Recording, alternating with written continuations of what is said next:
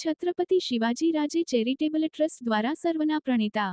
આપણા સર્વના આદર્શ અને ગુરુ, હિન્દુ સ્વરાજ્યના સ્થાપક અને હિન્દુ હૃદય સમ્રાટ શ્રી છત્રપતિ શિવાજી મહારાજની 395મી જન્મજયંતિ નિમિત્તે સર્વ સમાજના એકતા અને વિકાસ માટે તેમજ શ્રી છત્રપતિ શિવાજી મહારાજની જીવનગાથાને વધુ લોકો સુધી પહોંચાડવા અને એક ભારત શ્રેષ્ઠ ભારત બનાવવા માટે